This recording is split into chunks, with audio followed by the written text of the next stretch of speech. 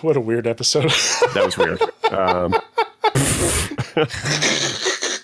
Oh, Jesus Christ. What have we done?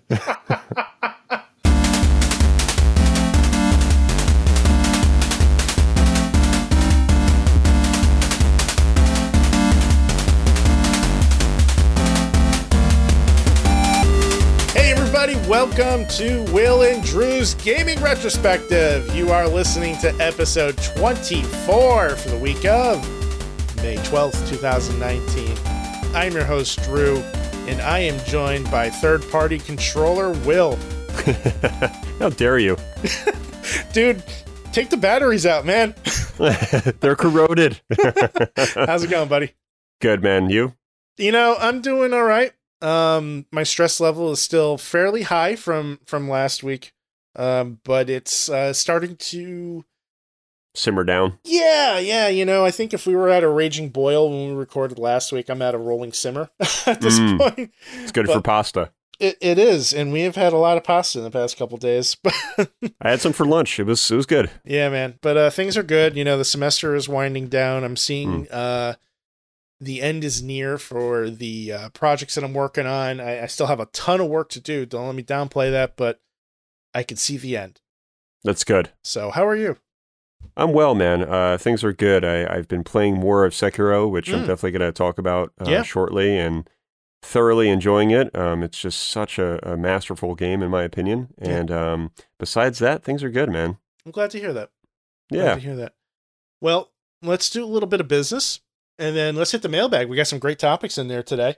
First of all, thank you, everybody, for tuning in, downloading the show. Make sure you're subscribing on Google Play, Apple Podcasts, Spotify, Stitcher, TuneIn, anywhere that you get your podcasts. We are available. If you want to hit us up on social media, you can do so through Twitter, Facebook, and Instagram at WDGRPodcast. That's at WDGRPodcast. And Will, if somebody would like to reach out to you, how can they do so?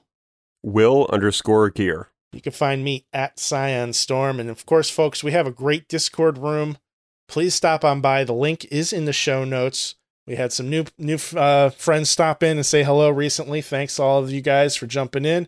And we got some great topics to kind of kick things off with. And most of those are coming from our Discord room. So let's hit the mailbag, shall we? Let's do it. Vortex says, so I recently started playing Overcooked with Nicole. Main reason I got it was something we could play together easily. It's a very hard game at some points. It's a very simple game underneath, but gets intense. It would be an amazing party game. Have you played Overcooked? No. If I'm thinking of the right game, this game's been out for a while. Yeah, it's not a new game. I think they've made 2 of them now. And it's available on the Switch. It might be available on some other systems as well. And I've actually had an opportunity to play it with some of Nikki's friends, and fuck that game. Fuck that game. It's hard. It's definitely a party game. It's not for me, but I understand why people like it. I understand the appeal.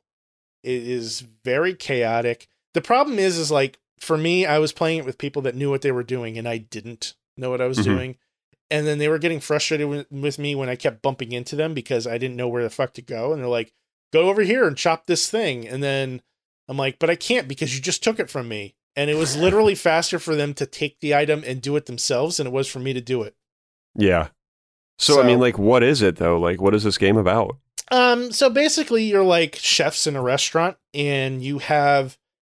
It's like a top-down kind of isometric view, right? And you have all these different tasks you have to do, and like these orders come in, and basically you have to serve the customers, get their order, make the food, clear the dishes, and the stages are kind of laid out differently each time, and you have time limits that you have to hit. So there's all these different stations that you can do, like washing the dishes at, or getting the plates or putting the food on the plate. So you have like this plate that you have to bring from point A to point B to point C and so forth. And other things need to be put on the plate before it moves. So if you're making a burger, you have to get the plate, put the burger on the plate. You have to cook the burger too, and there's a lot of like micromanagement and juggling. It's very chaotic if you don't know what you're doing. Mm-hmm. But I mean, it's interesting.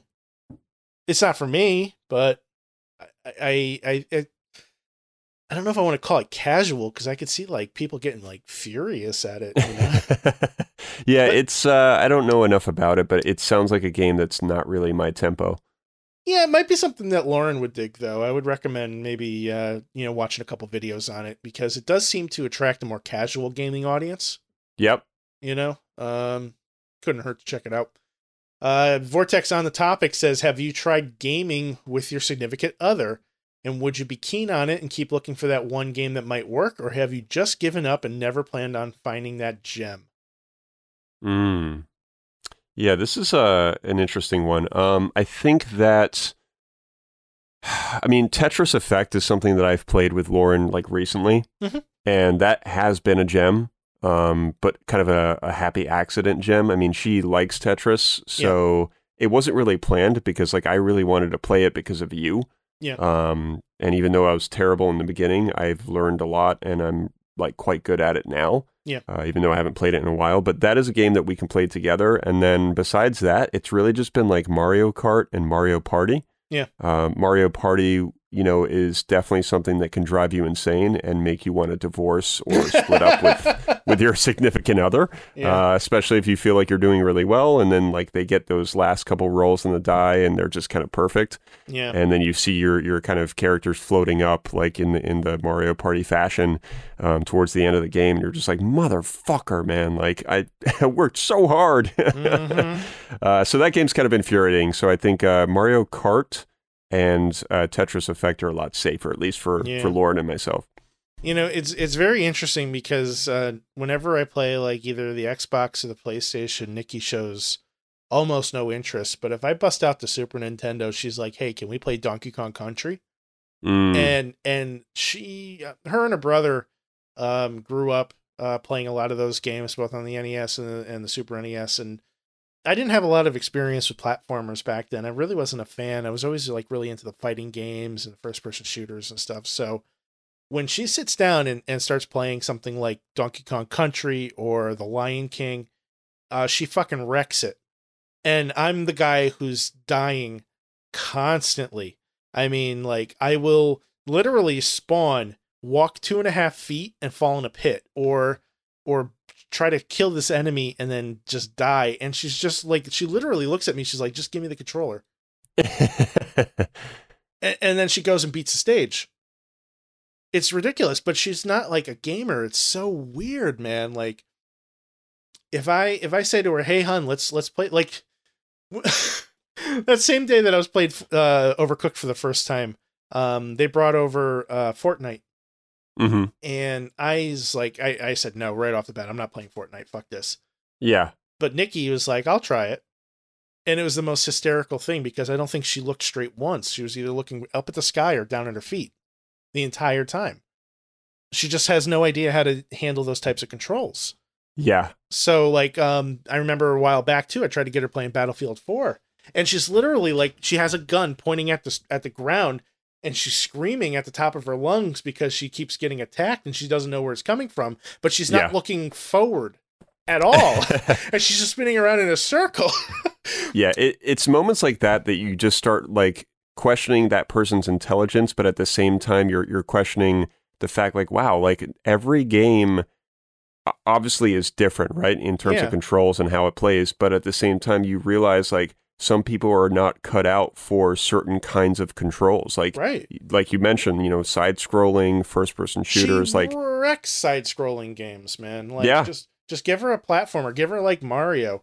She dominates it. If I play Mario, forget it. It's the worst. But yeah, that's it, man. You know, and that's, I don't know, it's just a weird thing. But it is a weird thing. So to answer the question, I've given up. But I mean, like, if she ever says, like, I'm not going to buy a game for her, I'm going to buy a game for myself. Yeah. But if it's a game that she expresses interest in trying, I'll cultivate that interest. Sure. So, next question comes from Joe Donuts. He says, last episode, you guys talked briefly about unfortunate game purchases, and it segued into a discussion about how you both have become more solitary gamers over time. 5 years ago, I'd be with you 100%, but then I got Destiny and it completely reignited my love for social gaming. So my question is, do you think the right game at the right time can completely change your outlook on gaming, and has it ever happened to you? This is a good one. I read this one while I was on the bike at the gym, and I like it. I think that I'm still going to stick with the fact that I'm still a solitary gamer, kind of like we did mention on the last episode. And then as far as like, him saying 5 years ago, I'd be with you 100%. I'm assuming he must have been in that same kind of spot with, either one or two games or maybe several. But I can see why, Destiny and other multiplayer games, kind of rekindle that sort of, or reignited, like Joe said, the social aspect of games. And I think it's definitely something that I still yearn for, but I just haven't really pulled the trigger on getting that reignited. Yeah. I mean, I want to lean towards no. I don't believe that the right game at the right time can, but I guess that's kind of, I don't know, feels like a loaded answer. But it's also kind of a self-fulfilling prophecy too, because I will kind of avoid games that indicate that they're social to begin with. If a game doesn't have some semblance of a campaign that can be played by itself, or something that I know that I can play exclusively with my friends, I don't mind doing multiplayer if it's with you and Vortex and Sekiro and Lost Monkey, all those guys. Like I'm on board with that. But the moment you bring in somebody that I don't know, I stop talking. I'm like, who is this person? I don't know them. They're not part of my group. I don't want anything to do with it. I get very defensive. Yeah, I remember those days. Like you're just sitting in like an Xbox like chat room and somebody just, jumps in and it's like, "Hey, what's up, Joe?" And you're just like, what? Yeah, it's like, or you just go quiet and you're like, who the fuck is this? Yeah, I had an experience like that very recently too, because when Anthem first came out, Vic and Vinci and we were playing Anthem, and we were in a party. It wasn't my party. I think maybe Vic joined or set it up, and like our time was limited. Like I didn't have a ton of time to spend playing the game. So we decided to do a stronghold, and we're getting ready to do the stronghold, and this guy jumps in that I don't even fucking know who he was, and I'm sorry, I felt like he was a fucking douchebag. He's just like starts talking about this game. He's like, "Oh yeah, I've played Anthem. I played Anthem," and then he gets in and he has no fucking clue what he's doing. He's never played the game in his life, and we're gotta love that. And we're trying to tell him what to do, and he's like. "Oh yeah, I know where to go." And then he's like, "Where do I go?" No. It was one of those guys. And I just turned my microphone off. and I didn't speak for the rest of the stronghold. Yeah. And that, like, it pissed me off. Like, I didn't invite you in the first place. You jumped in on my game, and you don't know what the fuck you're doing? Yeah, it's, oh man. Like, it kind of makes you wonder, like, who was that guy? Like, I don't know. Was he just like somebody that, like, picked up the game, he's borrowing it? Like, what was going on? I don't know. It might have been during the demo, when they did the open beta. Which means if that were the case, like, I was already like stressed out because finally I'm connected to the fucking server after trying for 2 days, Mm-hmm. Oh man, it just really irked me. So, but the other thing too is a kind of a recurring theme with us is the time factor. I right now don't have a ton of time to devote to a game that's social. So I don't want to be spending time looking for people to play with, or, cultivating a friends list of people that I could always kind of jump in and play with. Like, that's not my thing. I don't like trash talk. I don't like dealing with complete strangers. If you're on the other team, like, I don't want to hear from you. We're going to fight each other, and then when it's over, good game, bro, that's it. And I'm going to move on to my next thing. But if I'm in a game where, like, trash talking is like a thing, I want no part of that whatsoever. Yeah, why would anybody really, unless you're like 14, between the age of like 12 Yeah. and like maybe 22. I don't need anybody telling me how they fucked my mother last night. Right. You know what? I wonder if that stuff still like exists though. Like, do you think that people are still like going that low with like some of the Sure. jokes? Oh, yeah. I mean, come on. That hasn't changed in 20 years. I suppose you're right. I mean, we've just been out of it for so long, especially Yeah. me, that I wouldn't know, because like I said, I think on the last episode, yeah, it was definitely the last one. When I occasionally play Battlefield like alone, I generally don't have like any kind of like mic on or anything. It's just like a headset.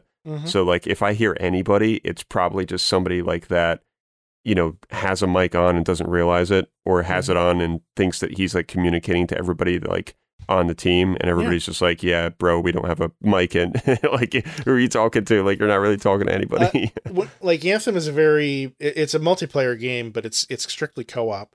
So like for me, that's about as far as I'm willing to go at this point. Anything with PvP, I really don't want anything to do with. And even Destiny, like it had co-op and it had, the raids and everything. And it was a lot of fun, but I really only played that with the same group of people. I didn't bother looking outside of it. Like if I didn't know you personally, I didn't want to play with you, period. End of sentence. And I don't see that changing. And I know that's not forward thinking. I know that very much makes me like a grumpy gamer, but fuck it. I don't care. It's my time. It's my game. I'm going to play it the way I want. Yeah, it definitely changes and shifts like when you get older and your lifestyle changes, just kind of like how you said, you don't really have the time, anymore to kind of spend, 50 minutes or, 80 minutes playing like a long, match with like a bunch of people. Like, don't get me wrong, I'd love to do that, but I had more time to do that when I wasn't working, or if I had like a part-time job, or if I just had, a different life circumstance. And I think that, you and I are not really in that position right now to do it. We could probably make the time. But, I mean, let's say you have an hour before bed, right? Let's say every night now you have an hour before bed that you could play video games. Your wife's cool with it. The cat's cool with it. Everybody's cool with it, right? Are you really going to stress yourself out for that hour? Or are you going to do something that you enjoy? Right. And to me, social gaming can be stressful. Very. So I think it can be, and most often is, but we have to admit that, like, when you get that right game, or you get those right, like, 4 or 5 games in a row, sometimes it could be fucking wondrous. Well, if Anthem can ever get its shit together, I think that's got the chance to do it, because that's the kind of thing I like. I want to play that game. And if they make it in a world where, I'm stuck with other people, but everybody has the same goal, like people aren't in it for themselves, that's different, Yeah, it certainly is. But good question. I think that's definitely very thought-provoking. Absolutely. Vortex also hit us up on Borderlands 3. Want to know if we had any thoughts on it, any interest. Did we play any of the older Borderlands? It's one of those games that could be played solo or in a squad, which is topical. He beat the first game solo and half of the second game with a friend, so it's a perfect game for solo or squad, depending on your preference. Any experience with those? I played Borderlands 1. I think I played like a demo, and then I played the second one for maybe like a week or so, like when it came out. And those games are not for me. I don't like the art style. The art direction to me is just kind of silly, and I know that's probably the direction and the incentive, or not the incentive, the intent that the art studio had. They wanted to have that kind of comic book coming to life sort of look, but that really throws me off, and that's a big thing for me. And then as far as like the whole like looting thing, not a fan. It's just I don't like the loot and shoot kind of things. Yeah, I mean, I never really got into the games either. I tried playing one. I think I maybe put about 10 hours into it, and, I think it was good for what it did, but I just found myself constantly going back and forth to my base. Every time I would finish a mission, I'd have to go back to the base, and it wasn't like, the end of the mission wraps up and suddenly you're back in the base. Like, you have to go back to the base, and it takes time. It's time consuming, and I just don't want to be constantly running back and forth, back and forth, back and forth, back and forth, back and forth, back and forth, waiting to, killing my time traveling from point A to point B. Now, maybe they came up with like a fast travel. I don't know if I ever got to that part of the game, but I felt like it was just a big hindrance, and the art style really wasn't for me. I think it's a quirky game. I think it's it's got its audience. I don't think I'm part of it. Yeah, I'm certainly not. I mean, I tried because I wanted to understand like the hype around the game, and I just, that was one of my mistake purchases, like kind of going back again to like last week's episode, kind of speaking about games that we kind of regret buying. Yeah. That was definitely one of them. I did it and I was fucked because like when I hated it, I was like, shit, man, I just spent like $63 on this and now I've got to trade it in, and it is what it is. I bit that bullet, and that's part of the game. I was fortunate enough to get my copies of the first and second game for free. I had a couple friends in completely separate incidents that were just getting rid of some games. They didn't want anything for them. They're like, here you go. And I got lucky. Yeah. And I popped in the first one. I was like, no, thanks. It's on my shelf. I can always go back to it, Yeah, I'm sure it's fun, like, if you can get behind the art style and you like, just kind of like going through different areas and shooting shit and kind of getting points and stuff. But to me, it reminds me too much of, like, what's that game? Fallout and, like, Destiny. It's kind of like some of those elements are just not for me. And it's not that I really hate them. It's just, it's too grindy. I don't mind the looter shooter part of it. I didn't like the execution. Yeah, the execution is definitely for a very specific audience, I think. Yeah. But I mean, they're well-received games. Like, I recognize, the reason they're popular. Yeah. They're not bad games. They're not for us. Right. They're just not. And one of those reasons why it's not for me is because, like, it kind of goes back to like the cool game thing. Like, to me, that's like the opposite of a cool game. To me, that's just like a silly fucking game with like a bunch of like silly voice actors. And I understand that that's the whole get up, but it's just, it ain't cutting it for me. Got it. I need my games to be John Wick cool. You know what? Fucking Max Payne is probably the closest you're going to get to John Wick. That's true. Although a John Wick video game could be pretty fucking awesome. It could be. Or it could be like Batman Begins, the video game, which, as far as I know, was not good. I don't remember that one. Yeah, that's probably why. Fair enough. Folks, don't forget, if you ever have anything you want us to talk about in the air for our mailbag segment, you can hit us up either on the Discord in the hashtag mailbag chat room or on social media at WDGRPodcast, or shoot us an email, WDGRPodcast@gmail.com. Will is still working on setting up that fax machine. Once we have that telephone line ran and we have a number, we will let you know. Yes. So, God, that paper's expensive. It really is. It adds up. It's like buying like an old toner for like a printer that doesn't exist anymore, or maybe like old memory. Well, like ink cartridges and toner like goes through this phase because you have this thing and they charge you an arm and a leg for these fucking toners, right? And then they phase the printer out and they make you get a new one. And then there's that like where the bottom drops on like the price on those things because nobody has that printer anymore. So now they're just trying to liquidate these cartridges. And then it goes through that liquidation phase where you can get like a brand new toner for like $1.99. And then all of a sudden the demand shoots back up because now they're out of them and they charge you like $100 again. Yeah, ordering those toners like through work, because sometimes I have to do it. It's crazy. Like when I actually see like how much like the company has to pay to like order one through like Staples. I think it's like $90 or some shit. Like it's just crazy. Yeah. Yep. But hey, it is what it is. Yeah, man. So that's why they went to email, not faxes. Yes. What have you been playing lately, bud? Sekiro. Yeah. A lot of it. I know you had some time off. I did, and I used some of it wisely. I could have used more of it, but I didn't want to waste my entire, 3 days off last week just playing Sekiro. As much as I would like to do that, I have to adult as well. But before you dive into this, let me ask you a question real quick.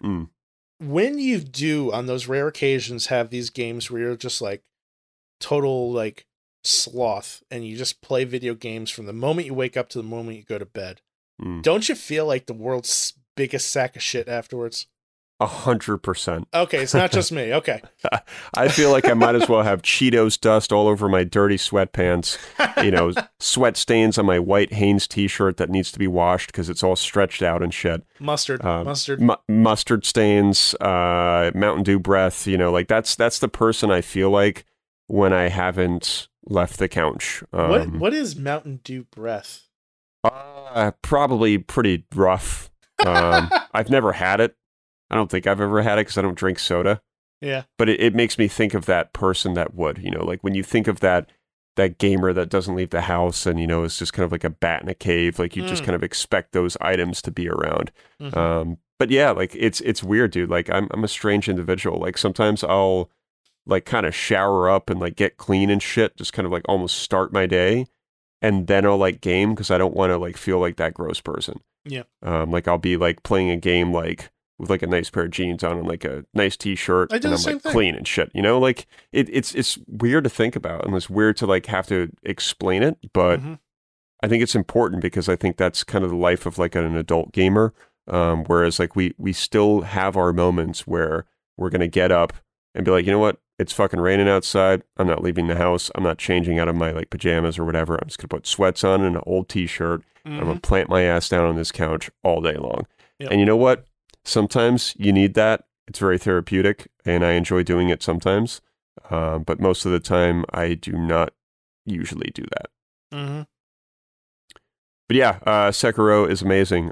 It's such a infuriating game, but god damn, dude, like when you beat something that you've been fighting for like 50 times over, like a boss, you just feel so goddamn victorious. And so like exhausted at the same time, but then you just want to keep going and you just feel more powerful and you feel more confident to face another enemy, especially like older ones. Like you'll go back to like an area that you've already like exhausted and you'll be like, all right, bring it on, dude. Like I just fought this boss that was incredibly difficult like 50 times. I can handle all of you guys all at once. Yeah. And like you have those moments where you're like, I'm just going to John Wick everybody in this room. And you will, and you'll do it like successfully. That's cool. So it does make you more powerful. Like you get stronger in this game, quite literally. Like your skills just increase for you just kind of controlling or handling like the controller and handling the controls because they're kind of tricky. Like you have to hit L1 like a lot in this game because that's your parry, that's your block. Yeah. And you got to tap it a lot. If you want to parry, it's just like any other parry. You got to tap it just at the right time. So it's kind of a weird setup, but it works well. It's intuitive, and I found a couple new areas in the game that I can tell that I'm not supposed to be there yet, but I kind of ventured on anyway because I was like, fuck it, like I'm invincible now. And then I got my ass handed to me, and I left. So that's kind of what happens in that game. But I absolutely adore it. I'm definitely going to play after the show today. Cool. And I still recommend it, man. I still recommend it to not anybody, but still the same kind of audience. Of course, Souls fans need to play this. They probably already are. But for people that aren't initiated, just try it. Find a way to try this game. And you know what? If you hate it, fine. But just try it because I think it really is something very, very special. Once like everything settles down a little bit, I'm going to take a ride up there.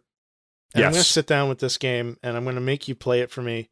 And then I'm going to try it myself. I don't know if there's like a way to do a new game or if it overwrites your save. I don't want to mess with your save. Oh, no, we'll just do a new file and we'll have you start because like the way that the game kind of like throws you in, they really kind of put you through almost like a training course, but without like, it's not your typical training course in a game where it's like a tutorial. Like it's not like Vanquish or anything.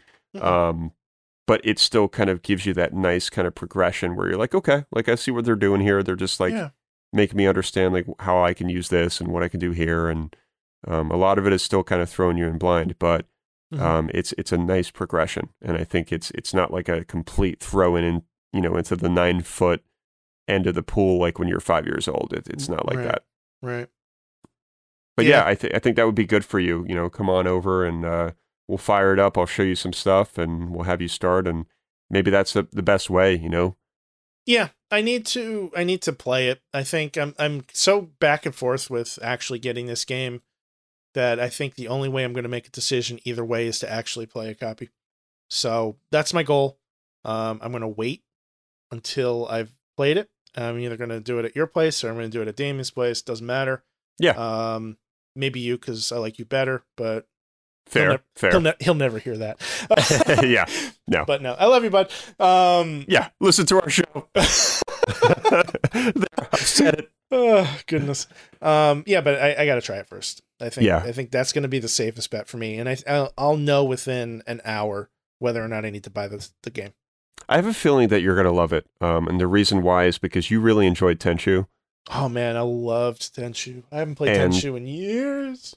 To be completely fair, Tenchu was a pretty tough game. Like, it was. Especially like the first one. Like, especially like when you get later, you progress later on in the game, like, and you get to some areas, they start getting really challenging. Yeah. I don't mind challenging as long as it's fair.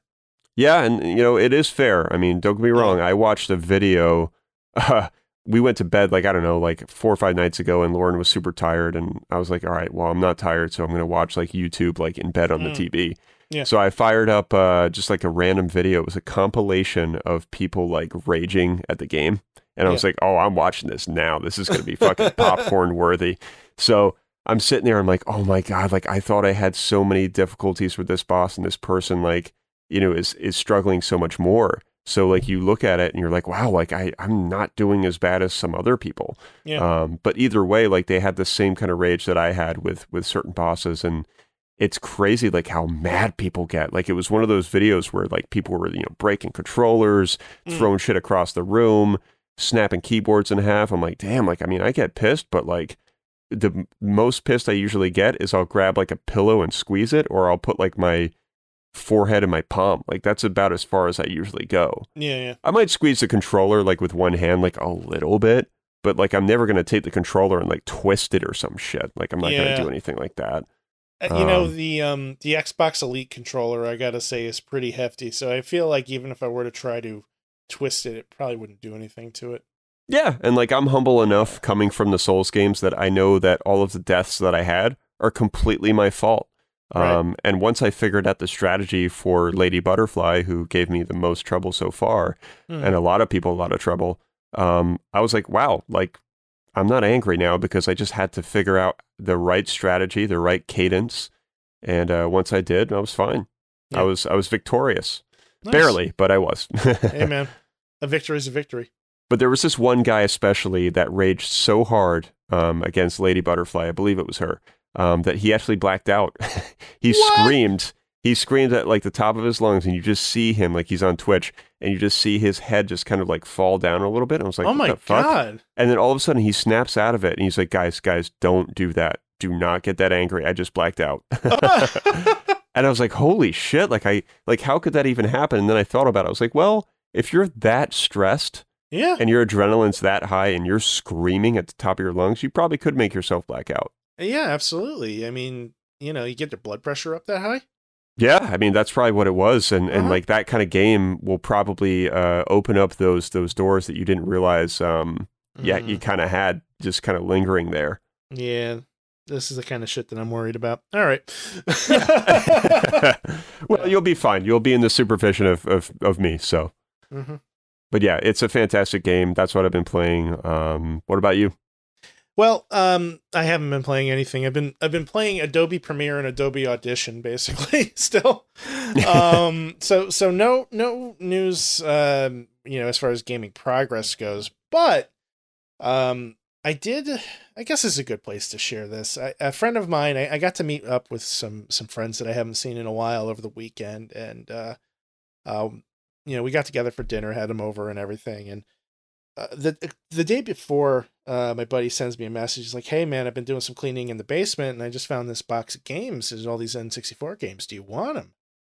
I'm like, yeah, sure. How much you want for it? He's like, don't worry about it. They're yours. I just, they're getting ready to have a baby in about a month, and they're just clearing out space and trying to get everything in order before that. I'm like, yeah, fucking awesome. Yeah, thank you.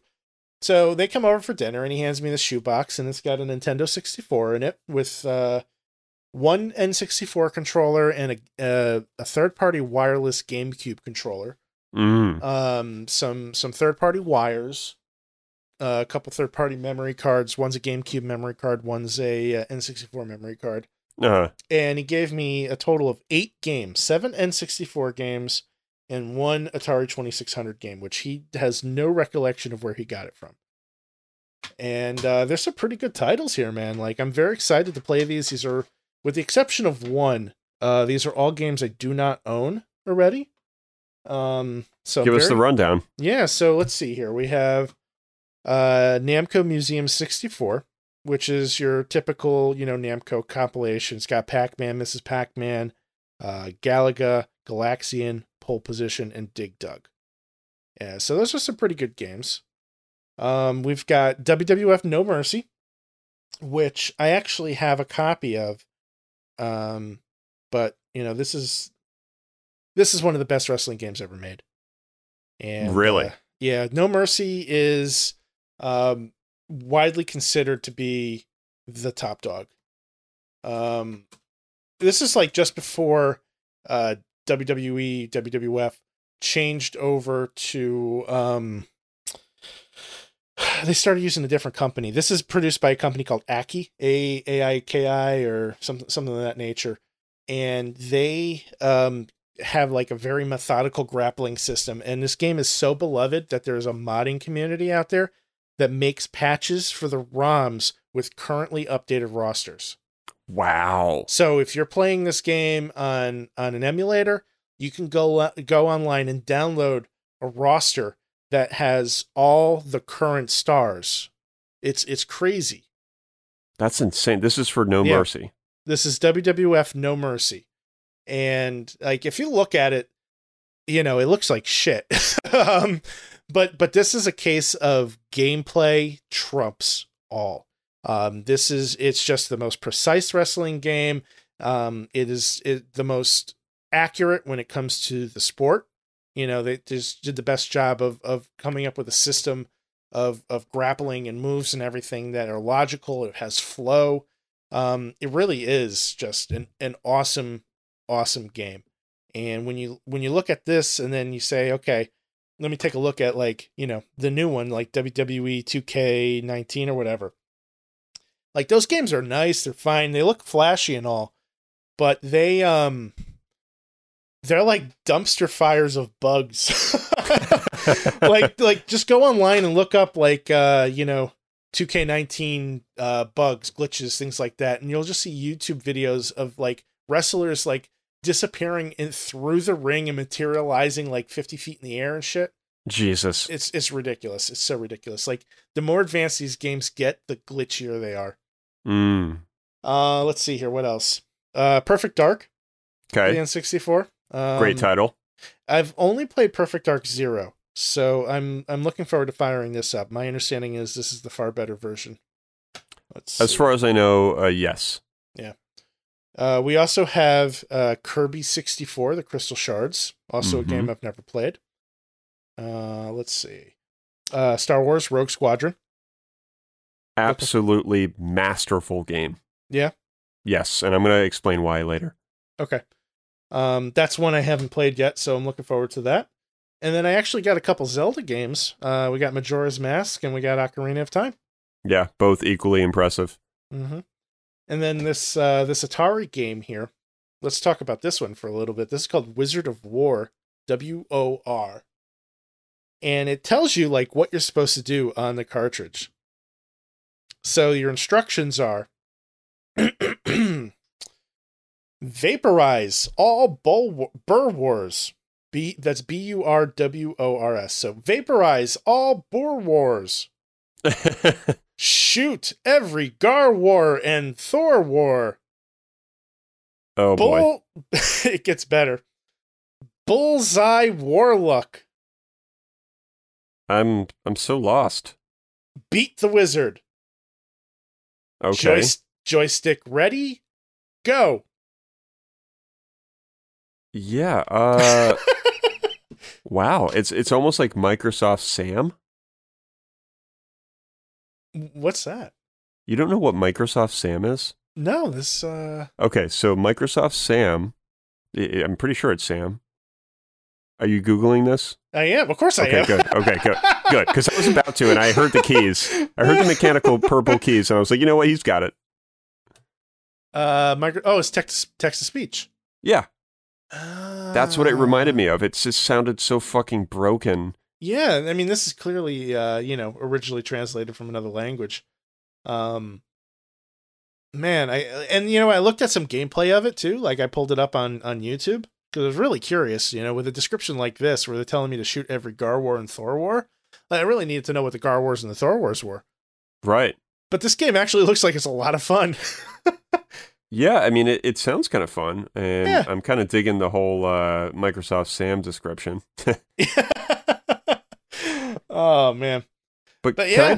Can I just interject here and just, of course, can I just waffle on about Rogue Squadron here for like 2 minutes? Tell me about this game because I know a little bit about it. I have Rogue Squadron 2 on the GameCube. Good. I've never played this one. So the GameCube version is marvelous. I think we all know that when that game came out, it was insane. It was being demoed, I think, at like every Toys R Us, almost everywhere. I think it was a launch title. Pretty sure it was. But either way, this one, I'm pretty sure I had on release for the 64, and I just cherished this game. The reason why is because LucasArts back then was just on the top of their fucking game.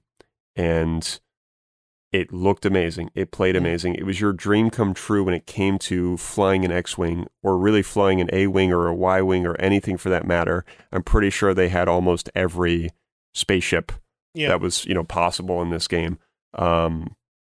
And the sounds, I think that's what LucasArts was really like specializing in at the time. The sounds were just brilliant. I mean, I really adore, Shadows of the Empire for 64. Like, I love that game. Mm-hmm. And that game, I believe, was recorded in mono sound. I don't know why, but I'm pretty sure it was. I would Google that one as well. Yeah. But yeah, Rogue Squadron, fantastic game, dude. It's so good. The AI is really good. It's challenging. And you really just go on like these really cool missions with like, other spacecrafts and other teams with you and squadrons. And you just go around and like shoot other ships, and like you got to drop bombs on certain things and just do these like amazing missions. And it's incredible. They did a really good job back then, just kind of resurrecting the Star Wars atmosphere and world. And I think it'll make you fall in love with the series and the whole saga of what's going on all over again. It's an absolutely amazing game. I couldn't suggest it anymore. Yeah. I have a copy of Shadows of the Empire that I've played a little bit, but I haven't really had the time to sit down. Like, honestly, my Nintendo 64 collection has been woefully played. Like I started collecting the system pretty late, within the past couple of years, even. Mm-hmm. And I acquired a few games. Like I picked up a copy of like Doom 64. I picked up Star Fox 64. But like I really didn't have a lot for the system until more recently, between the games I got this weekend, and there was another friend of mine who had a few games that he was getting rid of, and he gave me a few things as well too. But I haven't spent a lot of time with the system. The controller has always been a struggle for me. Mm-hmm. And up until this point, I've been playing all my retro games on a CRT, and the CRT unfortunately started getting like darker and darker. Like the quality of the picture wasn't all that great, and it made playing stuff like this really difficult because the text was not easy to read. Like Doom 64, I couldn't play at all. I couldn't see it. No matter how much I increased the contrast on my TV, I couldn't see what was going on in that game. So now I have my Retro Tink, and I have a flat screen that I can adjust the contrast on, and it actually responds to that sort of thing. And I just haven't had the time to sit with it. When I do have time, I'm usually plopped down on the sofa playing my Xbox at this point. Sure. But I mean, like, I think once my slate is a little bit more clean and I have a little bit more time, what I may do is kind of throw out to everybody in the Discord or on on Twitter or whatever, hey, here's 6 games I'm considering playing. Which one should I play next? And I'm going to have some N64 games on that list. Yeah, absolutely. At some point when you get round to firing, that system up, the N64, definitely just real quick start with like Rogue Squadron and Shadows of the Empire, and you'll see what I mean when it comes to those sound effects. I mean, they will just make you fall in love with that series all over again. 100%. I looked into the mono thing that you were talking about, and you are correct. It was a storage issue.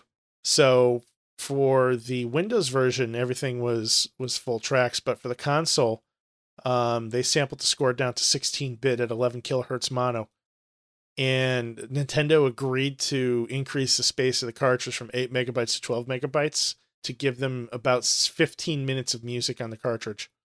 I see. But it is one of the only N64 titles that use a digitized orchestral soundtrack instead of synthesized music. Really? Yeah. That's interesting. Maybe that's where it gets a lot of its charm. Probably. Yeah, because the sound is really good in that game, but at the same time, you can kind of tell that it is mono. Like, especially like after you find out, you're like, yeah, I can kind of see why it's like a little bit like muddy. Yeah. There's always like that little something that's not quite right. Yeah, the sound effects are just top notch, though. I really miss that time period for LucasArts, and just all of those like older Star Wars games were just, a really in a league of their own. Yeah. Have you any experience with any of the other games that I mentioned, like the Kirby 64 or either the 2 Zelda games?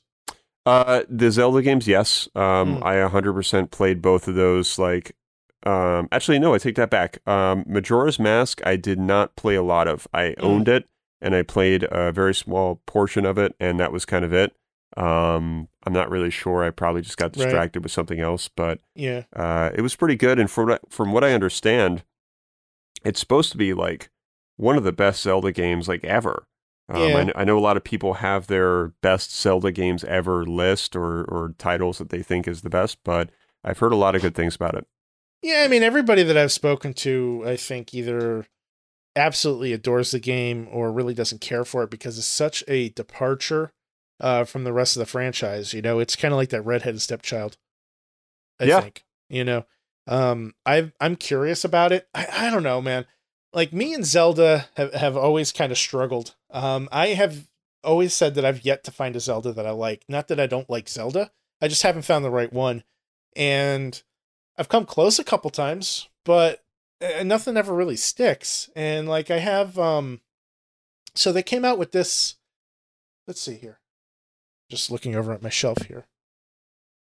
So I ended up picking up a copy of this when they did the 3DS release, and I honestly have never played it. Like, I bought it, I opened it, I put it on my shelf, and it's sat there since. I did start playing A Link Between Worlds, and that was pretty good, but I don't know, it just didn't hold my attention. And then if we start going into the other games, like, I've really struggled with, I think, really all of the GameCube versions. Hold on one second here. Let's see. Just talking about something. Sure. I missed the N64. I know that much. I definitely miss it. I wish I still had it. I actually had a limited. Okay. Stop talking. God damn it. All right. So let's see here. So I have Wind Waker, which I got as a pack-in title with Metroid Prime, which, as a side note, is a very rare variant of the game. So if anybody is listening and they have the Metroid Prime Zelda Wind Waker combo, don't sell it. It's worth a lot of money. But let's see here. So I have... Okay. So for the GameCube, they came out with Ocarina of Time and Ocarina of Time Master Quest. Yes, I wish I still had that, man. I had it, and I bought it from EB Games when I worked there. Okay. And I think I still have like the strategy guide for it too. I hope I do, because I think that's like the last thing I have left that's kind of like linked to, no pun intended. That was a total accident, by the way. I know, that's what makes it great. Yeah, that's awesome. That's why we do this show, folks. But yeah, it's linked to that particular title, and I wish I still had it because I knew back when I was working there, which was a long time ago. I mean, this was like 2004, I think, that game came out. And I was like, I know I need to hold on to this because this is going to be really rare one day. And sure enough, it is. And it's because I think it's the only version where they actually had like some dungeons in Ocarina of Time that were different. And that's what makes it like kind of unique is like people see it as like that rare version that was just like had some extra shit. Yeah, so according to the back of the box reading here, as a special bonus, this disc also contains the never-before-released Master Quest, a second journey through Ocarina of Time with newly laid out and incredibly challenging dungeons. Only true heroes will make it through this quest alive. I gotta love those fucking advertisements, man. Oh, man. They don't exist anymore. As far as I know, those do not exist on any kind of game. Well, no. Now you buy a game and it tells you to vaporize all Bull Wars. Yeah, yeah. Yeah, you have that, or if it I don't know, man. Like, I would have to look at a physical game, but I think at this point, you don't get those descriptions really at all. Let's see here. I'm going to Google Sekiro back of the box. And let's see what I come up with. There's a cover. Oh, here we go. Oh, that's not in English. Never mind. The Tag Team Fighter of the Millennium. That is the back of Marvel vs. Capcom 1. Imagine the battle. Spider-Man versus Mega Man. Incredible. Let's see here. These are all front covers. Front cover, back cover. Is this the same one? Ah, here we go. Actually, all right, so this is for the PC version of Sekiro. This is a British copy. Take revenge, restore your honor, kill ingeniously. Excuse me. Carve your own clever path to vengeance as you come face to face with the larger-than-life foes in From Software's dark and twisted adventure set in feudal Japan. Unleash an arsenal of deadly prosthetic tools and ninja abilities while blending stealth, vertical traversal, and visceral combat. Survive a relentless and bloody confrontation on a quest to restore your honor and save the one you're sworn to protect. That's a pretty good one, actually. Yeah. I feel like, Anthem didn't have that. Let's see here. Let's find out. This MobyGames.com has some really good scans of box art. This is an interesting topic. Like, are game descriptions on physical game cases worthwhile? Yeah. And or necessary? I don't think they're necessary anymore, but there's still some effort put into them. Yeah, clearly. So this is going to be a little tough for me to see because this is multiple languages on one, and the resolution on this is pretty bad. But the back cover for Anthem, I don't know what region this is. It's European for sure. It says Unleash Your Power. And then it has like a bunch of stuff in French and I don't know what flag that is. Dutch? Maybe? Huh. Oh yeah, it was Dutch. Netherlands. Let's see here. Spines. Oh, Windows. Let's see. Windows. Back cover. This is like a fucking card. How it works. Take box to cash register. Code included in the box. Enter code at origin.com. Download and play. You fucks. In a world left unfinished by the gods, a shadowy faction threatens all humankind. Only you stand between the dominion and the ancient power they covet. That's it. That's all you get. Wow. Yeah, you know what? When I think about this, I think that I'm glad that these companies are still doing some form of description because there are some casual gamers, man, that will go into like, GameStop and they'll look at the back of like cases. Mm-hmm. And they'll probably read that shit because like sometimes like they just don't know like what they want to buy. So they want to like read a little bit about it. Like shit, I haven't done it in a while, but I've done it like, I think I probably did it like last year a couple times. Yeah. I might have strolled into a GameStop and picked up a case and like looked at the back of it a couple times. Like, I think it's just kind of a natural instinct, but Well, they're definitely not necessary. No, it's definitely not necessary, because if there's a game you're interested in, you're probably already reading about it online. You're probably already following reviews or previews or watching YouTube videos or things like that. So that for most people, the art of buying strictly off the back of a box is pretty much gone. All this does is inform a parent who's buying it for a child. All this does is say, hey mom, buy me the new Sekiro game, and mom's gonna go into GameStop and she's gonna be like, I want your Sekiro, and they're gonna be like, sorry, we don't have Sekiro, we have Sekiro, and she's gonna get a fight with them, and then she's gonna walk out angry with this game that she didn't even want. I want your Sekiro. Because that's what moms do. Drew, that was fucking hysterical, man. Like, I had like a delayed laugh to that. I want your Sekiro. This is great. And do you guys have Shadows Twice? Shadows Die Twice? Oh, you mean Sekiro, ma'am? I mean, I guess. He just wrote down this. Can you look at it, please? Like, I just need to get the fuck out of here. Oh, God. You're right, though. Moms, never get that shit right. I'm trying to think, there were some other games that, people couldn't pronounce.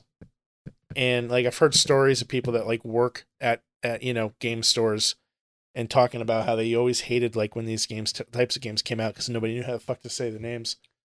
Oh, there's got to be tons, man. I think Tenchu might have been one of them.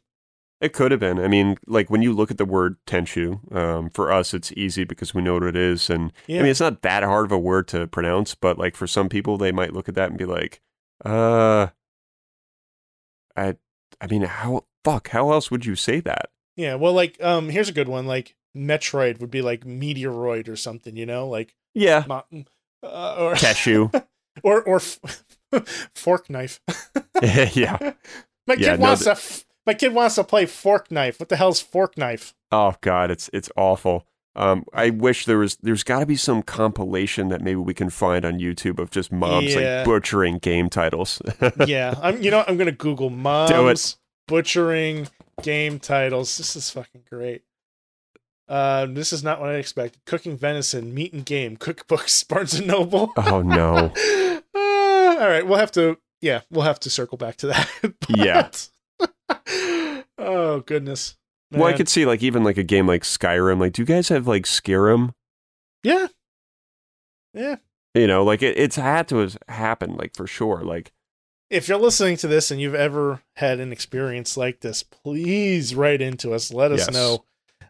Social media at WDGRPodcast. Hit us up on email, WDGRPodcast at gmail.com, or come on by the Discord room and be like, hey guys, I have a story to tell you. Dude, there's got to be a way that we could set up a fax.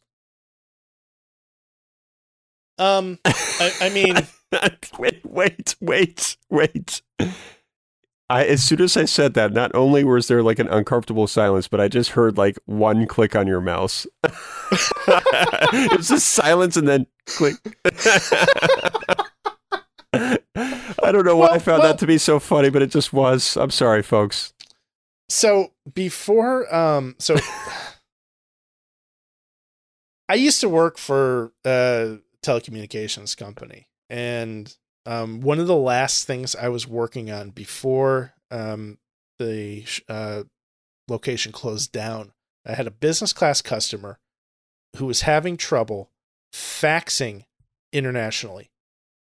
And we would fix it, and then a month later I'd get a call back from her, and she'd be like, Drew, it's broken again. Can you help me? And she was really nice. She was a very pleasant customer. She just wanted her shit to work. And I just thought of that in that split second. I'm you said to me, there's got to be a way we can get a fax. And I immediately said, well, yes, but fuck you. Because no. That's all that in the time between that and the mouse click. That's exactly the conversation that I had in my head. Sure. Yeah. And I thought of that woman. I don't remember her name, but she was very nice. I hope she got her shit fixed. Look, as far as I know, faxes still exist because you still see fax numbers and shit. But there's got to be a way that we could like set one up. I can set up a Google Voice mailbox. No, it's not the same. It's like, I don't know what you want from me, Will. We can't emulate a fax, all right? We need like a hard copy. We need the real thing. I almost want to find one that's like used with like a coffee stain on it. From like a 9 to 5 kind of setting. You could just put a piece of paper on your desk and spill a little coffee. Yeah, I could, but I want it to be like, authentic. But that is authentic. No, but not from me, damn it. It's got to be from a 9 to 5 person from like 90, let's go with 96. I want a 96 used fax machine with a genuine... Yeah, we'll put it right next to your Windows 3.1 desktop. It takes up the whole counter. Yeah. And we're going to get some like weird fax paper. We'll hook it up and we'll get one come through. Hold on. You realize that fax paper is just the same as copy paper, right? Is it really? Yes, it's the same fucking thing. Like I don't know, man. I'm pretty sure fax paper is like, isn't it like a waxy, like almost like a shiny paper? I don't think it's like the same as like printer paper. Maybe like in the 1970s. No, I'm gonna research this. All right, because I know the fax machines that we used to use at work when we were testing out like all the people that couldn't fax internationally, like it was just printer paper. So this is a podcast for another podcast. It certainly is. I'm glad that we rehashed this though. It's been a while since we jerked around with the old fax machine. Yeah. Concept. I have no input. Yeah. Hence the silence with the one click. I really hope that the audio like picks that up. It probably won't, but I mean, when if you remind me, I'll try to make sure I don't do any noise removal on that part, because otherwise there's a really good chance that it'll get swept away when I do the noise gate on the episode. The silence alone will explain everything. Yes. On that note. Yeah, it's time for us to wrap this up. It is time for us to wrap this up. Folks, thank you so much for joining us. I've already shilled it out a bunch of times, but follow us on social media at WDGRPodcast. Hit us up on Discord. The link is in the show notes. If you don't know the link, or if you can't find the link, or you can't click the link, just hit one of us up on social media.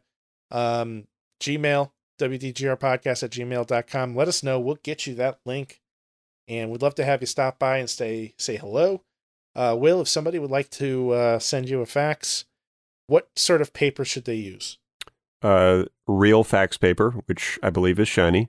Is that a trademark? Is that a trademarked phrase? Real fax paper? Is this like real Ghostbusters? Tell me you remember the real Ghostbusters. I do. Okay. Thankfully, I do. Cool. Will_gear is where you're going to find me. And you can find me at ScionStorm. And of course, we're on all your podcast platforms. I'm not going to say them again because I don't feel like it. The people know. Is there anything else I missed? I have a Clean Canteen water bottle that has a carb on it. Carburetor or carbohydrate? Carburetor. So like when you drink out of it, like it actually has like a hole like on the other side, so like it circulates the air. That is weird. I'll post a pic in the Discord so everybody can see. Yeah, I think I need to see this. Yeah, other than that, play Sekiro, don't steal it, and that's all I've got. Sounds like a plan. Thanks for listening, everybody. We'll see you next time. See ya.